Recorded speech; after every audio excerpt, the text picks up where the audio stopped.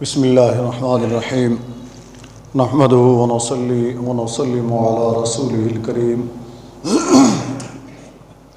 اما بعد اعوذ باللہ من الشیطان الرجیم بسم اللہ الرحمن الرحیم سبحان الذی اسری بعبدہ لیلا من المسجد الحرام الی المسجد الاقصی الذي باركنا حوله لنريه من آياتنا إنه هو السميع البصير صدق الله العظيم وصدق رسوله النبي الكريم الأمين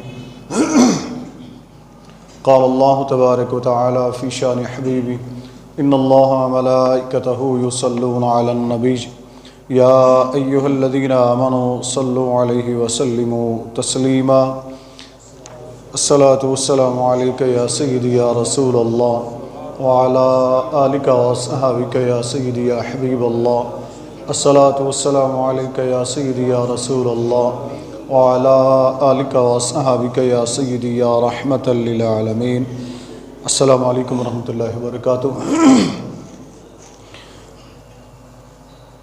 زین گرامی قدر، شعبان المعظم کا بابرکت مہینہ شروع ہو چکا ہے۔ اللہ رب العزت کی بارگاہ میں دعا ہے کہ اللہ تعالی ہمیں اس کے فیوز و برکات سے مالا مال فرمائے، اور اللہ تعالی ہمیں شعبان المعظم میں رمضان المبارک کی آمد کی، استقبال کی تیاری کرنے کی توفیق عطا فرمائے۔ موضوع گفتگو چونکہ ہمارا چل رہا تھا معراج النبی صلی اللہ علیہ وآلہ وسلم، گزشتہ ماہ کے جمعۃ المبارک کے خطبات میں بھی بیان ہوا، 27ویں شب کو بھی بیان ہوا، لیکن صحیح معنوں میں ہم اس کو ابھی مکمل بیان نہیں کر سکے، اور کرتے بھی نہیں تو مکمل نہیں بیان کر سکیں گے۔ یہ اتنا وسیع موضوع ہے۔ آج کے جمعۃ المبارک میں کوشش کروں گا کہ اس کے چیدہ مزید نکات جو ہیں وہ آپ کے سامنے رکھے جائیں، اور پھر کچھ شعبان المعظم کے متعلق ابتدا میں عرض کر دیا جائے۔ اور اس ماہ مقدس میں شعبان المعظم میں اس کی 2 تاریخ کو امام المسلمین سیدنا امام اعظم ابو حنیفہ نعمان بن ثابت رضی اللہ تعالیٰ عنہ کا یوم وصال بھی ہے، 2 شعبان المعظم کو، اور 5 شعبان المعظم کو بعض نے 4 لکھا۔ سیدنا و مولانا سیدنا امام حسین رضی اللہ تعالیٰ عنہ کا یوم ولادت بھی ہے۔ اس طرح اس ماہ مبارک میں دیگر بہت سے بزرگان دین، ازواج مطہرات رضی اللہ تعالی عنہم، اور دیگر اولیاء کرام علیہم الرحمہ کے آراس مبارکہ بھی ہیں۔ ان سب کا ذکر تو ہم نہیں کر سکیں گے۔ یہ دعا ہے کہ اللہ تعالیٰ ان سب کے درجات کو بلند فرمائے، اور اللہ تعالیٰ ہمیں ان کے نقش قدم پر چلنے کی توفیق عطا فرمائے۔ زین گرامی قدر، معراج النبی صلی اللہ علیہ وآلہ وسلم کے متعلق جو باتیں آپ نے سماعت کی، ان میں سے خلاصہ کے طور پر میں چند باتیں پیش کر دیتا ہوں۔ نمبر 1 کہ اللہ رب العزت نے جب اپنے محبوب صلی اللہ علیہ وسلم کی سیر کو بیان فرمایا تو رب تبارک و تعالیٰ نے اس کی ابتدا لفظ سبحان سے فرمائی، یعنی اللہ تعالیٰ نے اپنے محبوب کی سیر کے ذکر کا آغاز اپنے ذکر پاک سے کیا۔ دیگر وجوہات آپ نے سماعت کی، تو ان میں سے ایک وجہ یہ بھی ہے کہ اللہ تعالیٰ نے اس سے آغاز کیوں فرمایا، چونکہ یہ واقعہ محیر العقول ہے، یعنی عقلوں کو حیران کر دینے والا، عقلوں میں آنے والا نہیں ہے۔ عقل جہاں عاجز ہو جائے یہ اس سے آگے کی بات ہے۔ تو جب عقل میں کوئی بات نہیں آتی تو یقیناً انسان اس کا انکار کر دیتا ہے، کہتا ہے جی عقل میں تو آتی نہیں ہے، لہٰذا اس کو کیسے تسلیم کیا جائے، اور پھر لوگ اس پر جو انگلیاں اٹھانے لگے یا اعتراض کرنے لگے، تو رب کریم نے فرمایا سبحان الذی اسری بعبدہ۔ اور نادانوں، پہلے یہ دیکھو کہ جانے والے نے دعویٰ نہیں کیا کہ میں گیا ہوں، سیر کرنے والے نے یہ نہیں کہا کہ میں نے سیر کی ہے۔ اگر وہ خود دعویٰ کرتا جانے والا، سیر کرنے والا کہ میں نے سیر کی ہے، میں گیا ہوں مسجد حرام سے مسجد اقصیٰ، پھر لامکاں کی وسعتوں میں، تو پھر تمہارا کچھ تمہارا حق بنتا تھا کہ تم اعتراض کرتے، انگلی اٹھاتے۔ تب بھی جو اہل ایمان ہیں ان کا تو حق نہیں بنتا کہ وہ نبی کی ذات پر انگلی اٹھائیں۔ جو مخالفین ہیں، اگر تم چاہتے ہو کہ اعتراض کریں تو اس وقت کر سکتے تھے نا، لیکن انہوں نے تو دعویٰ کیا نہیں۔ دعویٰ تو کیا ہے میں نے، کہ میں لے گیا ہوں اپنے بندے کو، میں نے سیر کرائی ہے، اور میری شان یہ ہے کہ میں سبحان ہوں، میں ہر عجز سے پاک ہوں، ہر نقص سے پاک ہوں، ہر کمزوری سے پاک ہوں۔ اس لیے ان پر اعتراض کرنے کی بجائے، یعنی میرے محبوب صلی اللہ علیہ وسلم پر اعتراض کرنے کی بجائے میری طرف دیکھو، میں لے جانے پر قادر ہوں کہ نہیں ہوں۔ جب میں لے جانے پر قادر ہوں تو پھر تمہارا اعتراض بنتا ہی نہیں ہے۔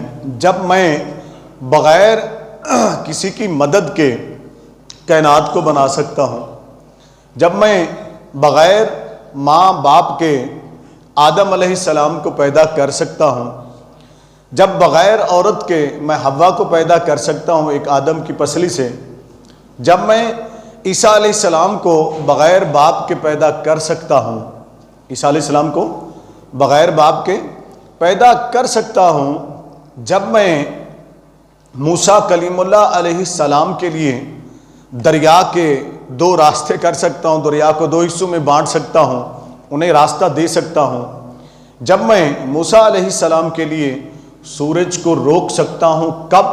جب وہ یوسف علیہ السلام کے تابوت کو ڈھونڈ رہے تھے کہ وہ مل جائے اور اسے ساتھ لے جائیں، جب میں ان کے لیے وقت کو، چاند کو روک سکتا ہوں، اور جب میں حضرت سلیمان علیہ السلام کے لیے ہوا کو تسخیر کر سکتا ہوں، جب میں داؤد علیہ السلام کے لیے لوہے کو نرم کر سکتا ہوں، جب میں سلیمان علیہ السلام کے امتی، جو ان کا امتی ہے حضرت آصف بن برقیہ، اس کو یہ قوت عطا کر سکتا ہوں کہ وہیں بیٹھے بیٹھے سینکڑوں میل کی دوری پر اتنے لمبے طویل چوڑے تخت کو وہ آنکھ جھپکنے سے پہلے وہیں بیٹھے بیٹھے لا سکتا ہے، جب میں جبرائیل علیہ السلام کو سدرہ سے یوسف علیہ السلام کو کنویں میں پھینکے جانے کے بعد تخت کا حکم دیتا ہوں جنت سے لے کر کنویں کے اندر لے جا، وہ ان کو گرنے سے پہلے روک لیتا ہے، جب میں یہ سب کچھ کر سکتا ہوں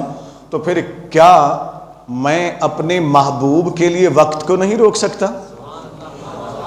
کیا پھر میں اپنے محبوب کو سیر نہیں کرا سکتا؟ عقل کے اندھو، کچھ عقل سے کام لو، اعتراض کرنے سے پہلے یہ دیکھ لو کہ محبوب کو سیر میں نے کروائی ہے، وہ خود نہیں گیا ہے، وہ خود نہیں گیا ہے۔ پھر آپ دیکھیں کہ قرآن کریم کے اندر اللہ تعالیٰ نے بیان فرمایا ہے، آپ پڑھیں قرآن کریم میں اللہ رب العزت نے حضرت عزیر علیہ السلام کا واقعہ بیان فرمایا کہ عزیر علیہ السلام ایک بستی سے گزرے، وہ بیت المقدس بستی کے قریب سے گزرے، دیکھا وہ بستی تباہ ہو چکی تھی، اس کے لوگ تباہ ہو چکے تھے، ہر چیز تباہ ہو چکی تھی، عمارتیں کھنڈرات بن چکی تھیں، تو انہوں نے تعجب سے اللہ کی بارگاہ میں عرض کیا کہ اللہ یہ بستی کیسے آباد ہوگی، یہ بستی کیسے آباد ہوگی، دوبارہ کیسے آباد ہوگی؟ تو اللہ رب العزت نے عزیر علیہ السلام پر موت کو طاری فرما دیا، وہ ایک درخت کے نیچے سو گئے، موت طاری ہو گئی۔ کتنی عرصہ سوئے رہے؟ قرآن بیان کرتا ہے کہ 100 سال تک وہ سوئے رہے، 100 سال تک ان پر موت طاری رہی۔ اب جب اٹھیں تو اللہ رب العزت نے پوچھا کہ عزیر کتنا عرصہ سوئے رہے ہو؟ تو انہوں نے عرض کیا لبست یومن او یومن، یا اللہ ایک دن یا ایک دن سے کچھ زیادہ عرصہ میں یہاں سویا ہوں گا۔ رب کریم نے فرمایا نہیں، تو 100 سال تک سویا رہا، ہم نے تجھ پر موت طاری کر دی، پلٹ کر دیکھ ذرا اپنے کھانے کی طرف، اپنی سواری کی طرف، اپنے مشروب کی طرف، یہ قرآن نے بیان فرمایا ہے۔ جب انہوں نے پلٹ کر دیکھا تو انہوں نے دیکھا کہ ان کا کھانا بالکل صحیح سلامت رکھا ہوا ہے، وہ نہیں گلا، وہ نہیں سڑا، وہ مشروب جو انہوں نے رکھا ہوا تھا اپنے برتن میں ساتھ پینے کے لیے جوس تھا کوئی یا جو بھی چیز تھی مشروب تھا پینے کا، دیکھا تو اس کا بھی ذائقہ تبدیل نہیں ہوا۔ پھر اللہ رب العزت نے فرمایا انظر الی حمارک، اے عزیر ان کے بعد اب اپنے گدھے کی طرف بھی تو دیکھنا، کیونکہ گدھا سخت جانور ہے۔ کیا ہے؟ سخت جانور۔ جب اللہ رب العزت نے یہ ارشاد فرمایا کہ دیکھ، تو انہوں نے جب دیکھا تو گدھا گل سڑ چکا تھا، اس کی ہڈیاں بھی گل چکی تھیں، اس کی ہڈیاں بھی گل چکی تھیں۔ اب ذرا غور کیجئے گا، یہ قرآن نے بیان فرمایا، مقام ایک ہے، جگہ ایک ہے، مقام یعنی جگہ ایک ہی ہے، یہ قرآن نے بیان فرمایا ہے، مگر اسی جگہ پر اسی مقام پر عزیر علیہ السلام کا جسم سلامت رہتا ہے۔ توجہ ہے نا، یہ قرآن میں بیان ہوا ہے۔ عزیر علیہ السلام کا جسم سلامت، کھلی ہوا میں ہے، عزیر علیہ السلام کا جسم سلامت رہتا ہے، آپ کے جو کھانے پینے کی چیزیں وہ سلامت رہتی ہیں، آپ کا مشروب سلامت رہتا ہے، مگر گدھا گل سڑ چکا ہے، اس کی ہڈیاں بھی گل گئیں، اس کی ہڈیاں بھی گل گئیں۔ تو جو اللہ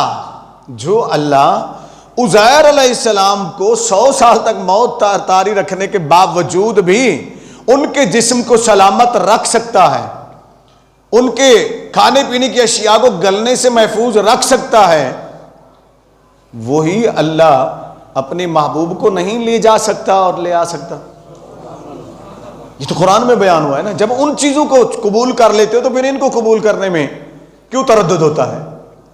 یہ میں ساری باتیں آپ کو اس لیے بتا رہا ہوں، آپ کہیں گے کہ اس کا فائدہ کیا ہے یہاں بتانے کا؟ بتانے کا فائدہ یہ ہے کہ آج کل کچھ کلمہ پڑھنے والے نا، نام نہیں لیتا ہوں میں، سمجھ آپ خود جائیے گا، خود کلمہ پڑھتے ہیں، اپنے آپ کو مسلمان کہتے ہیں، لیکن نبی کریم صلی اللہ علیہ وسلم کے معراج جسمانی کا انکار کرتے ہیں، پھر اس بات کا بھی انکار کرتے ہیں جی وہ جی لامقام میں گئے، جی کیسے گئے، جی فضاؤں میں کیسے گئے، خلا سے کیسے گزرے، قرائے نار سے کیسے گزری، یہ اس قسم کی باتیں انہوں نے اپنی باقاعدہ کتابیں لکھی ہیں اس کے اوپر، اور اعتراضات کرتے رکھتے ہیں۔ ان کے نصیب میں ہی یہی لکھا ہے، ان کے نصیب میں یہی لکھا ہے، رسوا ہونا، ذلیل ہونا ہر جگہ پر، اس لیے کہ نبی کریم صلی اللہ علیہ وسلم کی شانوں کو جو بھی گھٹانے کی کوشش کرے گا، جو بھی انکار کی کوشش کرے گا، ذلت رسوائی اس کا مقدر ہو جائے گی، ذلت رسوائی اس کا مقدر ہو جائے گی۔ عزت اسے ملے گی جو نبی کے دامن سے وابستہ ہو جائے گا، جو نبی کریم صلی اللہ علیہ وسلم کا ادب کرے گا، جو آقا علیہ الصلوۃ والسلام کی شانوں کو تسلیم کرے گا، اسے عزت ملے گی، اسے مقام ملے گا۔ پھر اسی ذکر کو رب کریم نے بیان فرماتے ہوئے فرمایا کہ پاک ہے وہ ذات، اللہ پاک ہے جو لے گیا ہے۔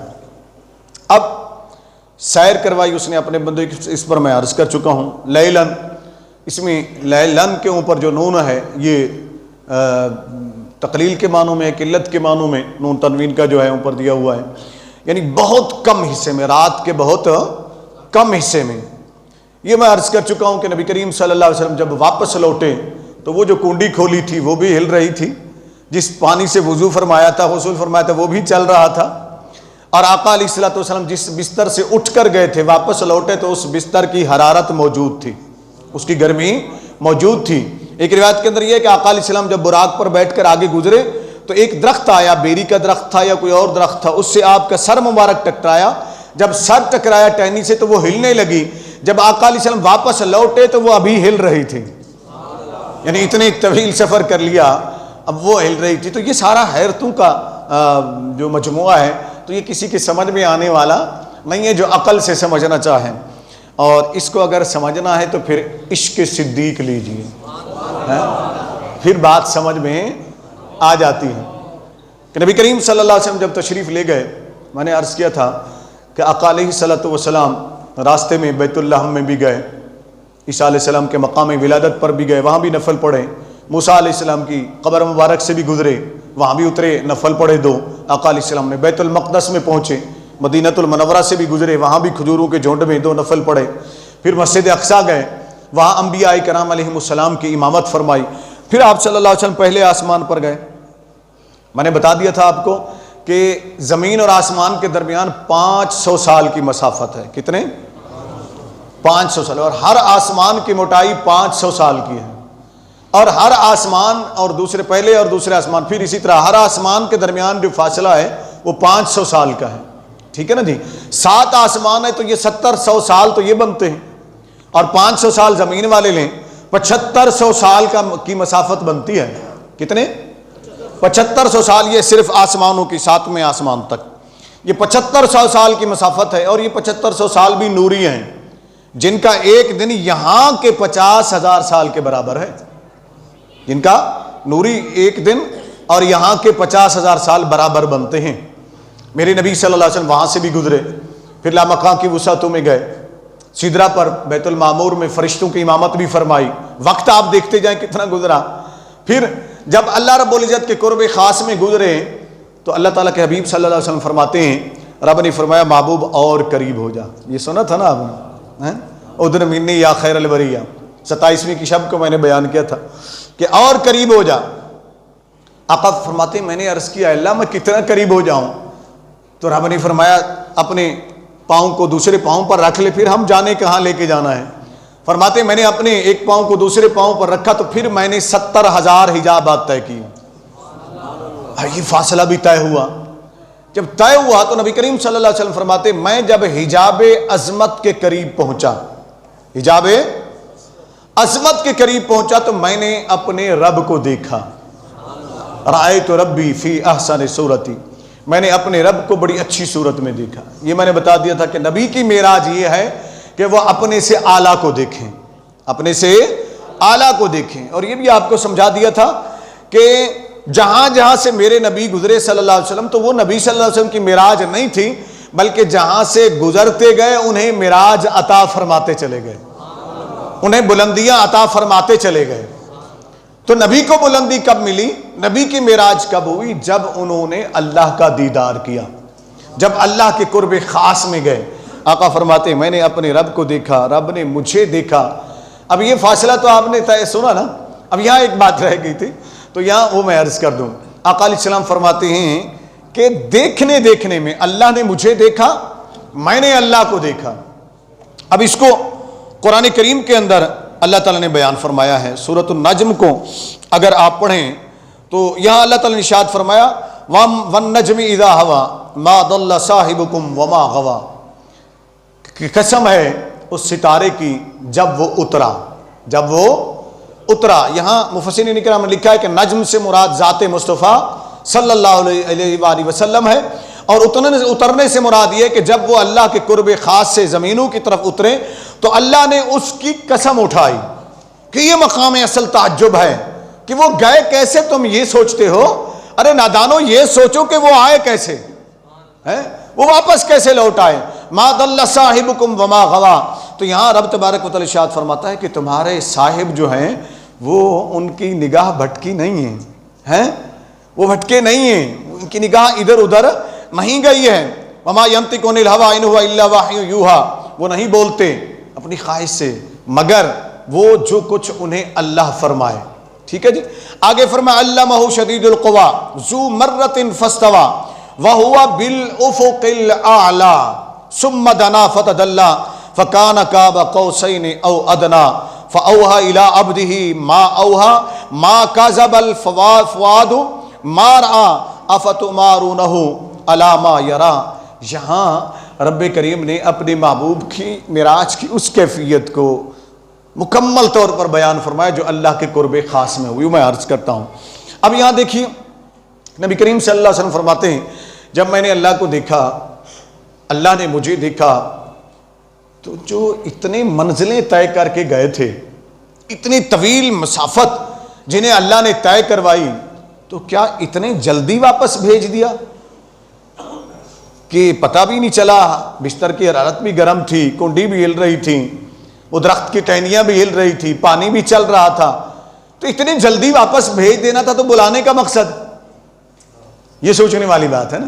پھر بلانے کا مقصد، یار آپ کا میرا کوئی دوست آ جائے تو ہم اس کو کتنے ہیلے بہانے کر کر کے بٹھاتے ہیں کہ یار بیٹھ جا، یار بیٹھ جا، تھوڑی دیر اور بیٹھ جا، پھر کوئی بات نکال لے آتے، فلاں بات بتا دے، یا خود بات کوئی چھیڑ دیتے یہ بات ہے، یا پھر اس کو جو اچھی بات لگتی ہے وہ ہم چھیڑ دیتے ہیں تاکہ وہ کچھ وقت اور ہمارے ساتھ گزارے، کچھ وقت اور ہمارے ساتھ گزارے. ابھی تو بات کی ابتدا نہیں ہوئی نا, ابھی بات کی ابتدا نہیں ہوئی.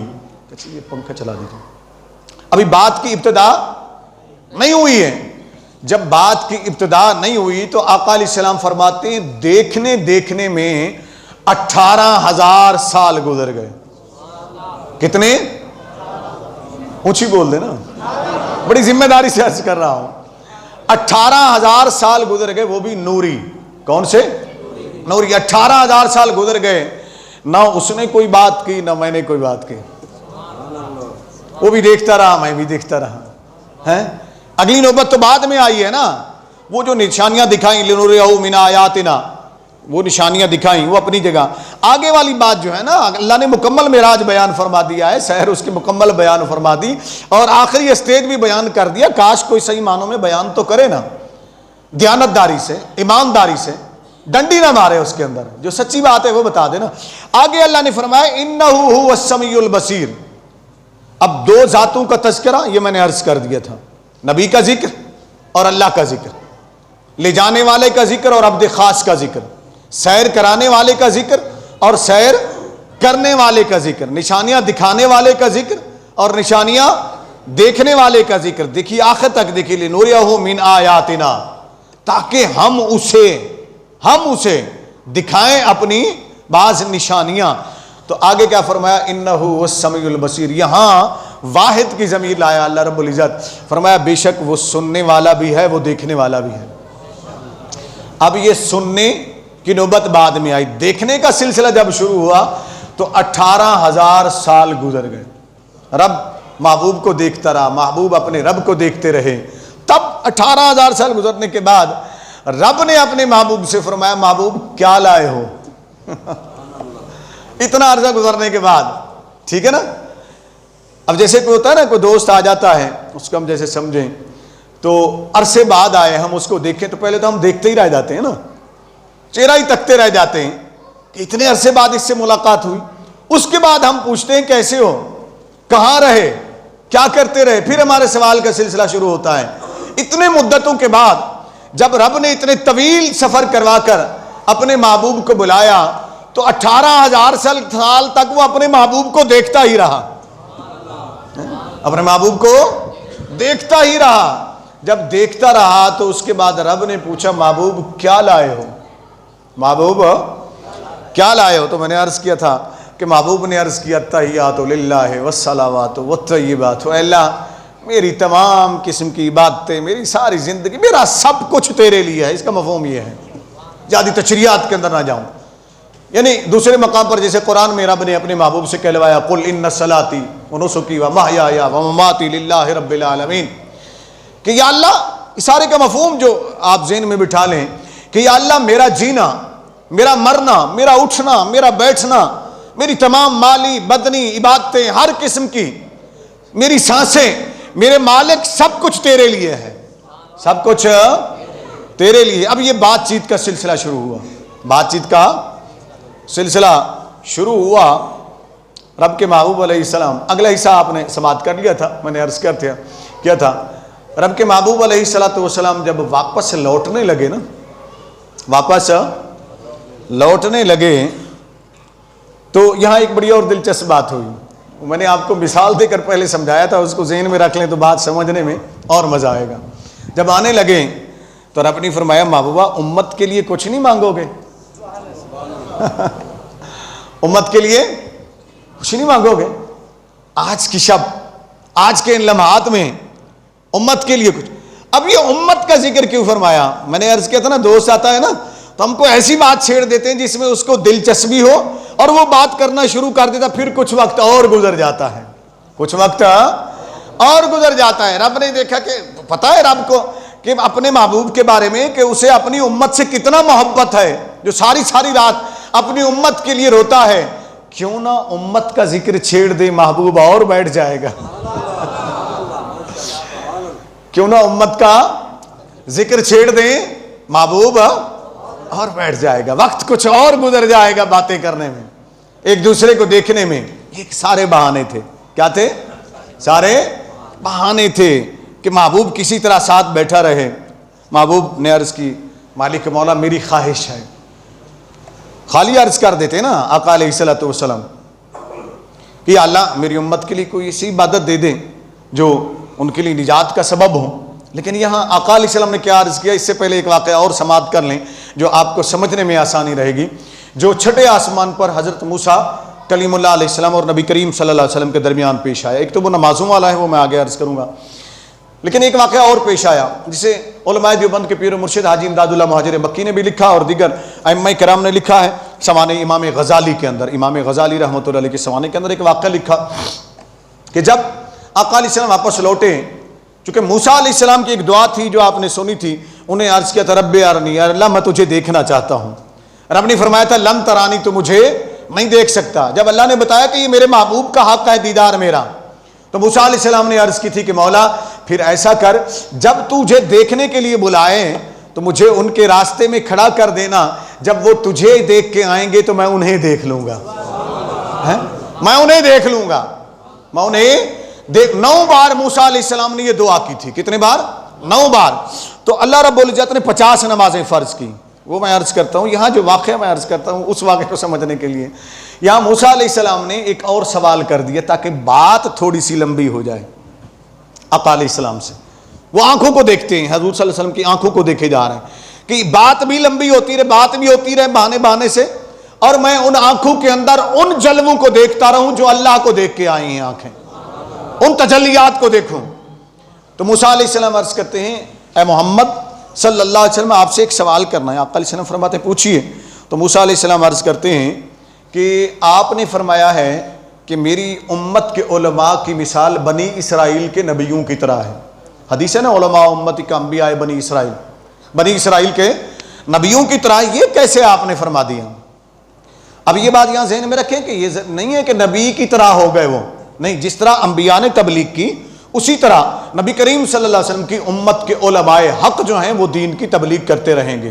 اس سے مراد یہ ہے. ٹھیک ہے نا جی.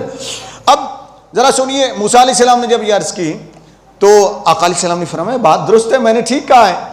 تو نے کہا جی ایسا کریں، میں پھر اس کو پریکٹیکلی عملی طور پر دیکھنا چاہتا ہوں، اپنی امت کے کسی عالم کو بلائیں، میں اس سے کچھ سوال کرنا چاہتا ہوں، میں اس سے کوئی بات کرنا چاہتا ہوں تاکہ دیکھوں کہ کیسے وہ انبیاء بنی اسرائیل کی طرح تبلیغ کریں گے.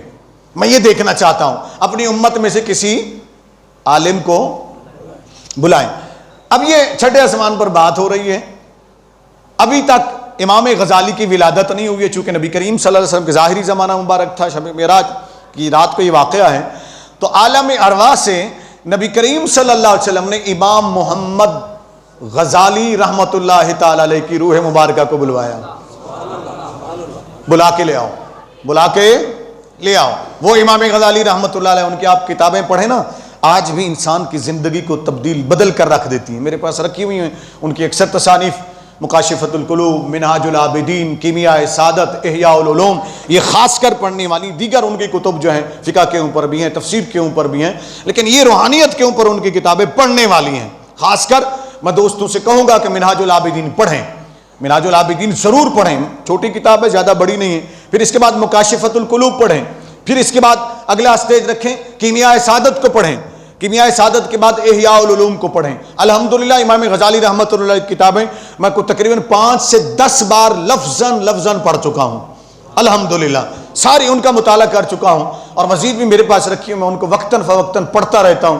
جب بھی پڑھتا ہوں تو ایک نئی چیز سامنے آتی ہے، ایک نئی روحانی غذا ملتی ہے. پڑھیں صحیح، ضرور مطالعہ ضرور کریں جتنا آپ پڑھ سکتے ہیں. تو امام غزالی رحمۃ اللہ علیہ کی روح مبارکہ کو بلایا، آ کر سامنے کھڑے ہو گئے. آقا علیہ السلام کی بارگاہ میں عرض کی یا رسول اللہ صلی اللہ علیہ وسلم کیا حکم ہے میرے لیے، آپ نے مجھے بلوایا ہے. تو نبی کریم صلی اللہ علیہ وسلم نے فرمایا غزالی، موسیٰ علیہ السلام اللہ کے عظیم پیغمبر یہ کچھ تجھ سے پوچھنا چاہتے ہیں، سوال کرنا چاہتے ہیں اس بات پر کہ میری امت کے علماء انبیاء بنی اسرائیل کی طرح کیسے ہیں، ان کی طرح کیسے تبلیغ کریں گے. یہ تجھ سے کچھ سوال کرنا چاہتے ہیں. تو موسیٰ علیہ السلام نے امام غزالی رحمۃ اللہ علیہ سے سوال کیا کہ تمہارا نام کیا ہے، تمہارا نام کیا ہے. اب جواب تو سیدھا سا یہ بنتا تھا نا کہ میرا نام محمد ہے، چونکہ محمد ان کا نام تھا، غزالی لقب ہے، اچھا نسبت ہے ان کی. اب انہوں نے کیا کہا، محمد بن محمد بن محمد، وہ پورا خاندان کا شجرہ نسب گنا، اور پھر کہا غزالی یعنی غزال کے رہنے والا ہوں، اور میرے آباء و اجداد کا رنگ سازی کا کام ہے اور یہ ہمارا سلسلہ ہے. سارا سلسلہ طویل کر دیا گفتگو کو. موسیٰ علیہ السلام دیکھتے رہ گئے ان کے چہرے کی طرف کہ میں نے پوچھا تیرا نام کیا تو اتنی طویل گفتگو کیوں کر دی. اب دیکھے جا رہے ہیں وہ بھی موسیٰ علیہ السلام کے چہرے پر, اور موسیٰ علیہ السلام انہیں دیکھے جا رہے ہیں کہ یہ بندہ اتنے طویل گفتگو کر رہا ہے. تو موسیٰ علیہ السلام نے کہا اے غزالی, اے محمد غزالی, میں نے تو تجھ سے صرف تیرا نام پوچھا, اتنے طویل داستان تو نہیں پوچھی تھی کہ پورا شجرہ نسب بتا دے, پورا اپنا کام جو کرتے تیرے آباء و اجداد وہ بھی بتا دیں. تو امام غزالی رحمۃ اللہ علیہ عرض کرتے ہیں اللہ کے کلیم اگر گستاخی نہ سمجھیں, اجازت دے تو اس سے ایک سوال میں عرض کروں. کہا پوچھو. تو موسیٰ علیہ السلام کی بارگاہ میں امام غزالی عرض کرتے ہیں کہ اللہ کے کلیم موسیٰ علیہ السلام آپ سے اللہ نے پوچھا تھا ما تلک بیمینک یا موسیٰ, قرآن کے اندر ہے نا, کہ موسیٰ علیہ السلام تیرے ہاتھ میں دائیں ہاتھ میں کیا ہے؟ تو آپ سیدھا بتا دیتے میرے ہاتھ میں عصا ہے. آپ نے بتایا کہ یہ میرے ہاتھ میں عصا ہے, میں اس سے سہارا لیتا ہوں, میں اس سے بکریوں کے لیے لکڑیاں پتے جھاڑتا ہوں, میں اس سے بکریوں کو اکٹھا کرتا ہوں, میں فلاں کام کرتا ہوں. اتنے طویل گفتگو آپ نے کیوں فرما دی تھی؟ آپ وجہ بتا دیں, آپ وجہ بتا دیں. تو موسیٰ علیہ السلام نے جب دیکھا تو انہیں سمجھ آ گئی کہ اللہ کے آخری حبیب نے کیوں فرمایا کہ میری امت کے علماء انبیاء بنی اسرائیل کی طرح تبلیغ کریں گے, ان کی طرح ہوں گے.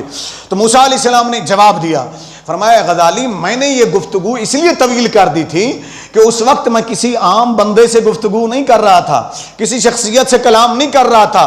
اس وقت اللہ میرے سے ہم کلام تھا, اللہ میرے سے ہم کلام تھا. میں نے اپنی گفتگو کو اس لیے طویل کر دیا کہ جتنا دیر میں گفتگو کرتا رہوں گا میرا رب کے جلوے میرے سامنے رہیں گے, اس کی توجہ میری طرف رہے گی اور میں اس کی تجلیات کو دیکھتا رہوں گا. اتنا طویل وقت گزر جائے گا, اس لیے میں نے گفتگو لمبی کر دی تھی. تو امام غزالی عرض کرتے ہیں اللہ کے کریم ادباً عرض ہے, آپ اللہ سے ہم کلام ہونے کے لیے اتنے طویل گفتگو کر دیتے ہیں تو میرے ایک طرف اللہ کا حبیب ہے اور دوسری طرف اللہ کا کلیم ہے. غزالی نے اس لیے گفتگو لمبی کر دی کہ زیادہ سے زیادہ وقت اللہ کے حبیب اور کلیم کی صحبت میں گزر جائے, ان کی صحبت میں گزر جائے, ان کی صحبت میں زیادہ سے زیادہ وقت گزر جائے. گویا غزالی یہ پیغام دے رہے ہیں کہ اللہ کے نیک بندوں کے پاس بیٹھو تو بہانے بنا کر گفتگو کو طویل کر دیا کرو, نشست کو طویل کر دیا کرو تاکہ تمہیں صحبت کا فیضان حاصل ہو جائے, تاکہ تمہیں ان کے دیدار کا فیضان حاصل ہو جائے. اس مقام پر جب امام غزالی نے جواب دیا تو نبی کریم صلی اللہ علیہ وسلم نے فرمایا ادب یا غزالی, ادب یا غزالی, اے غزالی ادب کے دائرے میں رہو, بس کرو. وہ اللہ کے کلیم ہیں, وہ اللہ کے کلیم ہیں, وہ اللہ کے نبی ہیں. تو امام غزالی رحمۃ اللہ خاموش ہو گئی. یہ بات میں نے اس لیے عرض کی تھی, کبھی کبھی گفتگو کو طویل اس لیے کر دیتے ہیں کہ محب اور محبوب میں زیادہ سے زیادہ وقت قربت کا گزرے, زیادہ سے زیادہ وقت قربت کا گزرے. اب اس سوال کا جواب بھی آپ کو مل جائے گا. اللہ کے حبیب صلی اللہ علیہ وسلم نے پتہ ہے کیا عرض کیا؟ یا اللہ, اب سنیے گا ذرا غور سے, میں نے یہ بیک گراؤنڈ اس لیے بنایا, یہ پس منظر اس لیے بنایا, یہ گراؤنڈ اس لیے بنایا تاکہ بات آپ کو آسانی سے سمجھ میں آ جائے, آپ کے ذہنوں میں بیٹھ جائے اور آپ بات کو سمجھ لیں.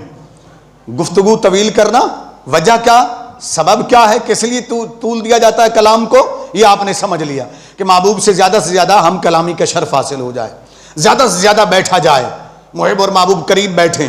اللہ کے حبیب صلی اللہ علیہ وسلم عرض کرتے ہیں اللہ میں جب زمین سے چلا تیرے فرشتوں کو دیکھا, پہلے آسماں پر آیا, دیکھا تیرے فرشتے قیام میں کھڑے تھے, دوسرے پر دیکھا رکوع میں تھے, تیسرے پر دیکھا سجود میں تھے, تیسرے میں چوتھے پہ دیکھا جلسے میں تھے, پانچویں میں دیکھا وہ دعائیں کر رہے تھے, چھٹے پہ دیکھا وہ تسبیح کر رہے تھے, تعلیل کر رہے تھے, ساتویں میں دیکھا وہ تکبیر کر رہے تھے, تیری تکبیر بلند کر رہے تھے. اللہ پھر اللہ تعالیٰ پوچھتے ہیں میرے حبیب چاہتے کیا ہیں آپ؟ اتنے طویل گفتگو کر دی. بات سمجھ آئی؟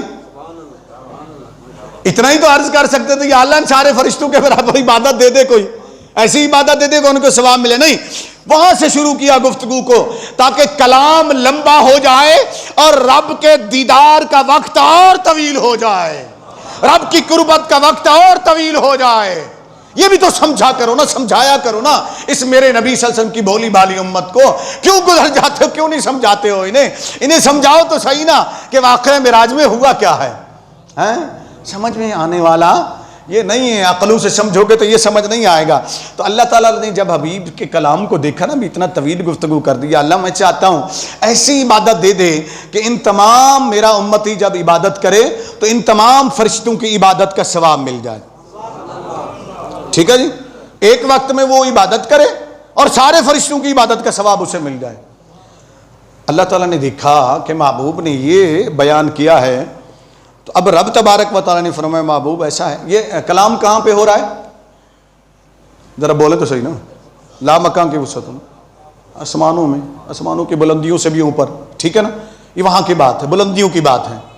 اب ہمارے نبی صلی اللہ علیہ وسلم کا ایک اسم مبارک کیا ہے، آسمانی نام مشہور کیا ہے؟ اونچی بول رہے ہیں، احمد صلی اللہ علیہ وسلم۔ دو ذاتی نام ہیں ہمارے نبی صلی اللہ علیہ وسلم کے، محمد اور احمد صلی اللہ علیہ وآلہ وسلم۔ زمینوں میں محمد کے نام سے مشہور ہیں اور آسمانوں میں احمد کے نام سے مشہور ہیں۔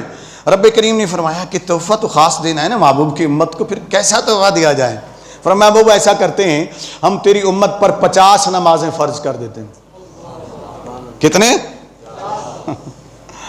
اب آپ کو اس سوال کا جواب ملے گا۔ میں جب کبھی بیٹھا ہوتا ہوں اکیلا نا، پڑھ رہا ہوتا ہوں اس کو، معراج کے واقعے کو سوچ رہا ہوتا ہوں، اور خاص کر جو شیخ محی الدین ابن العربی نے اس پر کلام کیا، کمال کا کلام کیا، پڑھنے والا ہے، اور ایک اور عرب عالم ہے، ان کی کتاب میرے پاس رکھی ہوئی معراج النبی کے نام سے، اتنے موٹی کتاب ہے، انہوں نے اس پر کلام کیا، کمال کلام کیا ہے۔ ہمارے جو نبوت کے در علامہ کاشفی نے کمال کلام کیا ہے، ٹھیک ہے نا۔ اس طرح دیگر جو روحانیت سے تعلق رکھنے والے بزرگ، امام کشیری رحمۃ اللہ علیہ نے کمال کلام کیا ہے، تو پڑھیں تو بڑا مزہ آتا ہے۔ اب ذرا غور کیجئے گا کہ اللہ کو علم تھا کہ نہیں تھا کہ نمازیں آخر میں 5 ہی رکھنی ہیں؟ بولیں تو صحیح نا، علم تھا نا بھی 5 ہی نمازیں ہیں۔ کوئی کہے کہ اللہ کو علم نہیں تھا جی، ایسے تکے سے اللہ نے نعوذ باللہ 50 فرض کر دی، پھر ایسا ایسا تھوڑی تھوڑی کی، نہیں، اللہ کو علم تھا کہ آخر میں رہنی تو 5 ہی ہیں، 5 ہی ہیں، پھر 50 کیوں؟ پھر 50 کیوں فرض کی؟ تو یہاں 2 مقصد پورے کرنے تھے۔ ایک تو وہ اللہ کے کلیم راستے میں کھڑے ہوئے تھے، سمجھ آئی بات؟ وہ راستے میں کھڑے ہوئے تھے، 9 بار انہوں نے دعائیں کی تھی، رب ارنی رب ارنی، میں اللہ میں تجھے دیکھنا چاہتا ہوں۔ جواب ملا تھا لن ترانی، تو نہیں دیکھ سکتا۔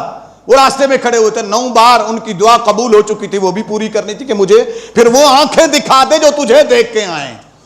وہ راستے میں کھڑے تھے۔ نمبر 1، یہ دوسرے نمبر پر رکھیں، پہلے نمبر پر اس مقصد کو رکھیں کہ محبوب آیا ہے، یہ چلا جائے گا، یہ چلا جائے گا۔ اب ہر روز تو نہیں اس طرح نظام کائنات کو معطل کر کے ان کو بلانا، محبوب نے چلے جانا ہے، چلو کوئی ایسا سلسلہ رکھتے ہیں یہ وقت اور طویل ہو جائے۔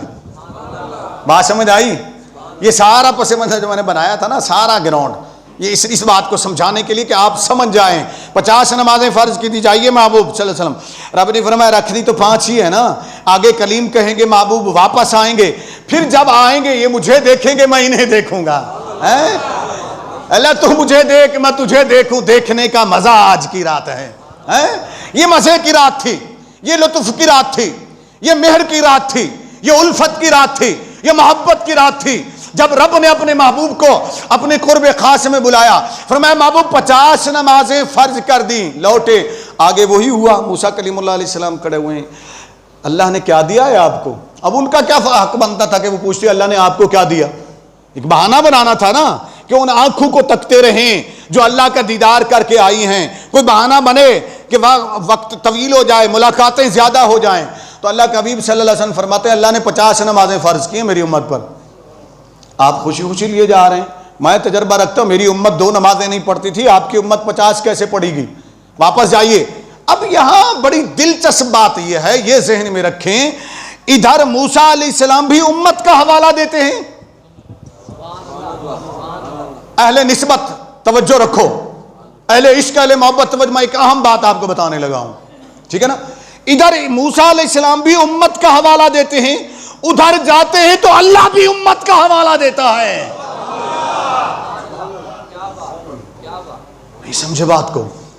ادھر موسیٰ علیہ السلام بھی امت کا حوالہ دیتے ہیں، ادھر جبرائیل لینے آتے ہیں وہ بھی امت کا حوالہ دیتے ہیں، ادھر رب کے بعد جاتے تو رب بھی امت کا حوالہ دیتا ہے۔ پتہ چلتا ہے کہ محبوب کو راضی کرنا ہے تو امت محمد سے محبت کر لو۔ امت محمدیہ سے محبت کر لو، غلامان مصطفیٰ سے محبت کر لو صلی اللہ علیہ وآلہ وسلم، تو محبوب بھی راضی ہو جائے گا، رب بھی راضی ہو جائے گا۔ رب کو بھی پتا ہے کہ میرا محبوب اپنی امت سے بے پناہ محبت کرتا ہے، موسیٰ علیہ السلام کو بھی پتا ہے کہ محمد صلی اللہ علیہ وسلم اپنی امت سے بے پناہ محبت کرتے ہیں، ان کی مشقت کو برداشت نہیں کر پائیں گے، اس لیے امت کا حوالہ، کس کا حوالہ دیا؟ امت کا حوالہ دیا۔ محبوب آپ کی امت مشقت میں پڑ جائے گی، وہ 50 نمازیں کیسے پڑھیں گے؟ آقا علیہ السلام فرماتے ہیں بات تو آپ کی ٹھیک ہے، واپس لوٹے پھر اللہ کی بارگاہ میں۔ اب یہاں 9 مرتبہ میرے اور آپ کے نبی صلی اللہ علیہ وسلم چھٹے آسمان سے حجاب عظمت کراس کر کے گئے، وہ میں بتا دیتا ہوں کتنا فاصلہ طے کیا۔ اب یہاں نہ کوئی رف رف تھا، توجہ ہے نا، نہ کوئی رف رف تھا، نہ جبرائیل تھا، نہ کوئی سواری تھی۔ اب میرے نبی صلی اللہ علیہ وسلم خود جا بھی رہے تھے، آ بھی، پلک جھپکنے میں یہ منزل طے ہو رہی تھی۔ اب یہ کون سی قوت تھی؟ یہ بتانا ہے آپ کو، اب یہ کون سی قوت تھی، وہ کون سی طاقت تھی؟ براق تھا؟ براق تو تھا نہیں۔ رف رف تھا وہ جو بعد میں آیا تھا براق کے بعد، رف رف تو تھا نہیں۔ جبرائیل ساتھ تھا؟ کوئی بھی ساتھ نہیں تھا۔ اکیلے آپ کے اور میرے نبی صلی اللہ علیہ وآلہ وسلم جاتے بھی ہیں، لوٹ بھی آتے ہیں۔ عقل کے اندھو، تمہیں تو میرے نبی نے بتا ہی دیا کہ نہ میں براق کا محتاج ہوں، نہ جبرائیل کا محتاج ہوں، نہ رف رف کا محتاج ہوں۔ ارے یہ سب سواری بننے میں میرے محتاج ہیں کہ میں سوار بن جاؤں، یہ سواری بن جائیں، یہ محافظ بن جائیں، یہ رکاب تھامنے والے بن جائیں، یہ لگام پکڑنے والے بن جائیں، تاکہ انہیں بھی معراج حاصل ہو جائے، انہیں بھی شرف حاصل ہو جائے۔ میرے نبی صلی اللہ علیہ وسلم تنہا جا رہے ہیں اللہ کی بارگاہ میں۔ رب نے فرمایا محبوب کیوں آئے ہو؟ اے اللہ نمازیں کم کر دے، 50 زیادہ ہیں، میرے امتی ادا نہیں کر پائیں گے۔ فرمایا جاؤ محبوب 5 کم کر دی۔ بڑا دلچسپ مقام ہے، 5 کم کر دی۔ کتنے؟ اور یہ سیاستہ میں بھی ہے، نمازیں کم ہوئی موسیٰ کریم اللہ علیہ وسلم، صحیح حدیث مبارکہ کے اندر ہے، 5 نمازیں کم کر دی اللہ نے۔ یا اللہ ایک بار کر دے۔ فرمایا مولوی اپنی زبان کو لگام دے، تجھے کیا پتا کہ یہاں معاملہ کیا ہے؟ ایک بار کر دو، میں نہیں جانتا، میں جانتا ہوں کہ ایک بار میں دے سکتا تھا 5 کم اس لیے کرنی ہے۔ 9 مرتبہ کی دعا موسیٰ کی بھی ہے، اور میں بھی چاہتا ہوں محبوب آتا رہے جاتا رہے اور میں دیکھتا رہوں، میں دیکھتا رہوں محبوب کو صلی اللہ علیہ وسلم، محبوب کو دیکھتا رہوں۔ یہاں 5 مرتبہ 9 مرتبہ نبی کریم صلی اللہ علیہ وسلم گئے بھی صحیح اور آئے بھی صحیح۔ آخر میں رب نے 5 نمازیں فرض فرمائیں۔ فرمایا محبوب 5 دے رہا ہوں، 5 فرض کر رہا ہوں، لیکن تیرے ساتھ وعدہ یہ ہے، تیرے ساتھ آج کی رات وعدہ یہ ہے کہ جو ایک نماز ادا کرے گا، اس کو پہلے آسمان سے لے کر سدرہ تک جتنے فرشتے عبادت کرتے ہیں، نماز سے غفلت برتنے والوں غور سے سنو میری بات کو، نماز سے رخ پھیرنے والوں غور سے سنو، یہ تحفہ ہے آپ کے لیے معراج کی رات کا، جو نبی کریم صلی اللہ علیہ وسلم کو اللہ نے دیا ان کی امت کے لیے۔ ہم جس سے غفلت برتتے ہیں، جانتے ہو کتنے ثواب ہے اس کا؟ فرمایا محبوب جو ایک نماز پڑھے گا نا، پہلے آسمان سے لے کر 7ویں آسمان تک، سدرہ تک، بیت المعمور تک، حاملین عرش تک، میرے جتنے فرشتے میری عبادت کر رہے ہیں، ان تمام کی ثواب، عبادت کا ثواب، عبادات کا ثواب ایک نماز پڑھنے والے تیرے امتی کو عطا فرما دوں گا، تیرے امتی کو عطا فرما دوں گا۔ پھر فرمایا محبوب 50 فرض کی، اب 5 کر دی ہیں۔ آج کی شب تیری نسبت تیری امت سے وعدہ ہے، تیرے ساتھ وعدہ ہے، جو نمازیں 5 پڑھیں گے، نمازیں 5 پڑھیں گے، انہیں میں ثواب 50 کا عطا کروں گا، انہیں ثواب 50 کا عطا کروں گا۔ اب آقا علیہ الصلوۃ والسلام جب وہاں سے لوٹنے لگے تو یہاں رب نے فرمایا انہ هو السمیع البصیر، انہ هو السمیع البصیر۔ کیا مطلب؟ اب پہلی ضمیر اگر راجع کریں ہم اللہ کی طرف، یہاں مفسرین کرام نے لکھا ہے کہ کچھ مفسرین کرام نے لکھا کہ یہ ضمیر اللہ کی طرف بھی راجع ہے اور نبی کریم صلی اللہ علیہ وسلم کی طرف بھی، یعنی سبحان کی طرف بھی اور عبد کی طرف بھی۔ اگر سبحان کی طرف لیں گے تو پھر مقصد یہ ہوگا کہ اللہ سننے والا، توجہ سے، اللہ اس رات کس کی سن رہا تھا؟ وہ بولے تو صحیح نا، ہیں اس سارے واقعے میں کوئی اور تو تھا نہیں، کوئی اور تو تھا نہیں، سیر اس نے کروا دی، مسجد اقصی سے مسجد اقصی حرام کی طرف بھی، مسجد حرام سے مسجد اقصی کی طرف بھی لے گیا، بارکنا ہو لہو جہاں برکتیں گرد و نواح میں رکھی اس نے، لنریہم من آیاتنا وہ آیات بھی دکھا دی۔ اب باری آئی سننے اور سنانے کی، دکھنا اور دکھانا یہ تو آپ نے سن لیا نا، اب باری آئی سننے اور سنانے کی، تو رب نے فرمایا محبوبہ تو ہے اور میں ہوں، تو ہے اور میں ہوں، ایسا کر تو کہتا جا میں سنتا جاتا ہوں، بس تو کہتا جا میں سنتا جاتا ہوں، جب تک تو راضی نہیں ہوگا میں سنتا رہوں گا، میں سنتا، تو کہتا جا میں سنتا جاتا ہوں۔ محبوب کہنے والے تھے رب، محبوب کہنے والے تھے رب، محبوب سنانے والے تھے رب، سننے والا تھا۔ اب اگلی باری آئی، رب نے فرمایا محبوبہ اب صرف تو ہی بولے جائے گا، صرف تو ہی بولے جائے گا، ہماری بھی تو سن لے، ہماری بھی تو سن لے نا۔ اب وہ محبت کا پہلو سامنے رکھ لیجئے گا، محب اور محبوب میں بات کیسے ہوتی ہے، یک طرفہ بات ہو تو مزہ، اونچی تو بولے نا، مزہ نہیں آتا ہے، محب بولتا رہے محبوب نہ بولے تو یہ بھی مزہ نہیں ہے، اور محبوب بولتا رہے محب نہ بولے تو یہ بھی مزہ نہیں ہے۔ مزہ تو تب ہے محبوب بولے تو پھر محب کہے محبوبہ چپ ہو جا، میری بھی تو سن لے، میری بھی تو سن لے، میں بھی تو تجھے راضی کرنا چاہتا ہوں، میں بھی تو تجھے خوش کرنا چاہتا ہوں۔ محب بھی تو وہ باتیں بتائے نا جو محبوب چاہتا ہے۔ اب رب نے فرمایا محبوبہ اب تو چپ ہو جا، ہم بولتے ہیں۔ اب تک محبوب سنانے والے تھے، رب سننے والا تھا، اب اگر ضمیر کو راجع کریں ہم عبد ہی کی طرف کہ محبوب سننے والے تھے، محب سنانے والا تھا، محمد سننے والے تھے، اللہ سنانے والا تھا۔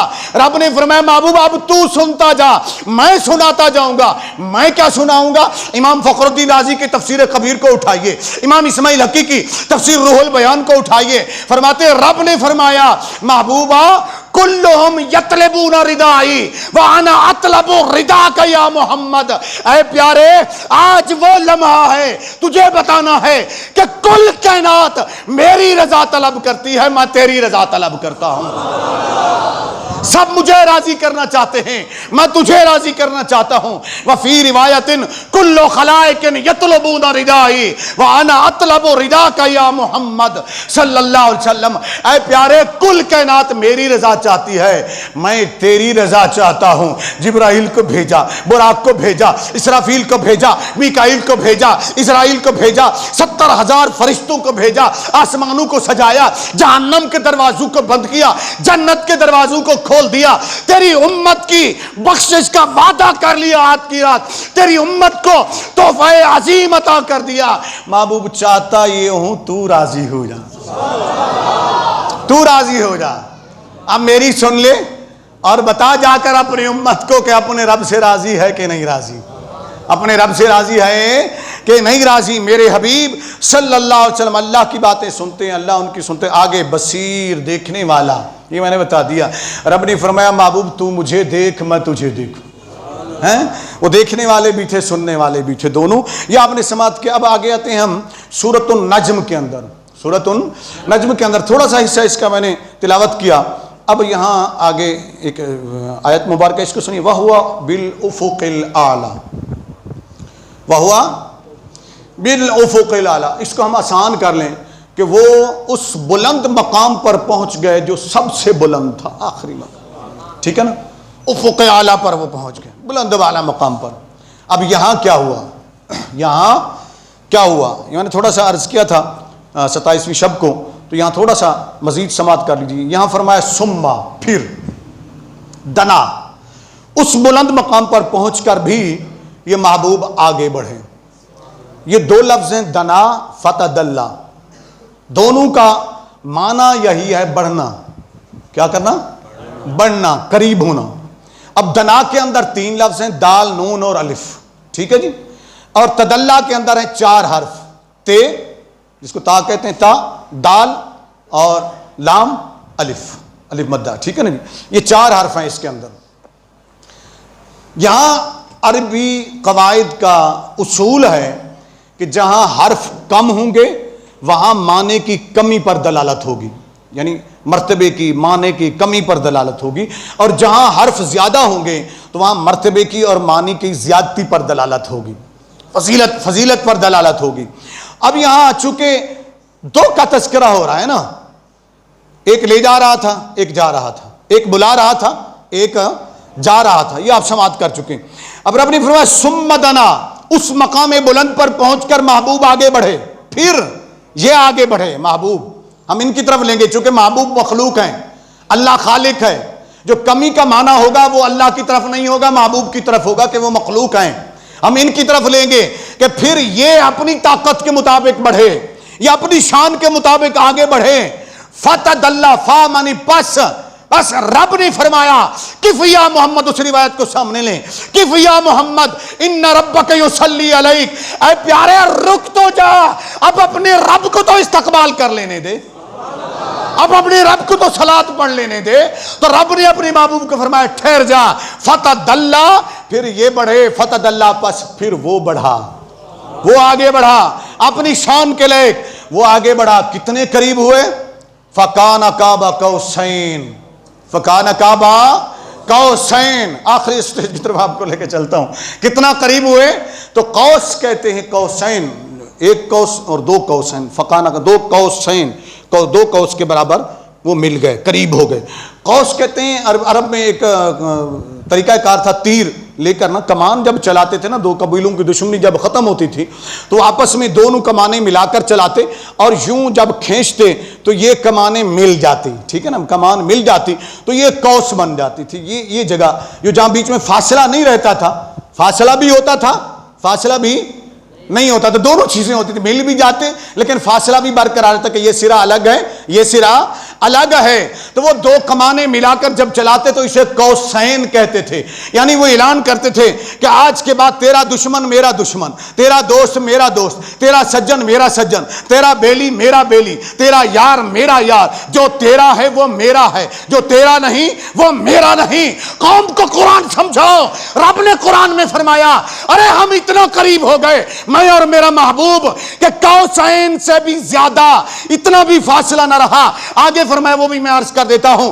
قوسین کی طرح ہم ایک ہو گئے۔ تو اس رات رب نے اعلان کر دیا محبوبہ جو تیرا ہے وہ میرا ہے، جو تیرا نہیں وہ میرا نہیں، جو تیرا سجن وہ میرا سجن، جو تیرا بیلی وہ میرا بیلی، جو تیرا غلام وہ میرا بندہ، جس کا تجھ سے تعلق اس کا مجھ سے تعلق۔ آج کی رات ہم نے یہ اعلان کر دیا ہے فکان قاب قوسین، فرمایا قوسین کے چکر میں مت رہنا کہ اتنا ہی قریب ہوئے، بلکہ آگے فرمایا او ادنا، او ادنا، اس سے زیادہ قریب کیسے ہوئے؟ تو یہاں علماء کرام نے تشریح کرتے ہوئے ایک بات لکھی، میں اشاروں میں بتاؤں گا آپ سمجھ جائیے گا۔ وہ کہتے ہیں قوسین کہتے ہیں مل جانے کو، کیا کرنے کو؟ ایک نقشہ اور کھینچا انہوں نے، کس طرح؟ وہ کہتے ہیں کہ دو دوست ایک ادھر سے آئے ایک ادھر سے آئے، دونوں بازو پھیلا دیتے ہیں، اس طرح بازو پھیلا دیتے ہیں، ایک دوسرے کو بازو میں لے کر، ایک دوسرے کے بازو میں لے کر جب بغل گیر ہو جاتے ہیں تو اسے قوسین کہتے ہیں، اسے قوسین کہتے ہیں۔ اور جب ان بازو کو سمیٹ کر یوں سینے سے لگا لیتے ہیں اسے او ادنا کہتے ہیں۔ رب نے فرمایا محبوب قوسین کے فاصلے تو پیچھے رہ گئے، تو اور میں تو اس سے بھی زیادہ قریب ہو گئے، تو اور میں تو اس سے بھی زیادہ قریب ہو گئے۔ یہ قرآن ہے، قرآن میں رب نے اپنے محبوب علیہ السلام کی شان کو بیان فرمایا۔ دعا ہے کہ اللہ جل مجدہ ہمیں آقا علیہ السلام کی شان ماننے کی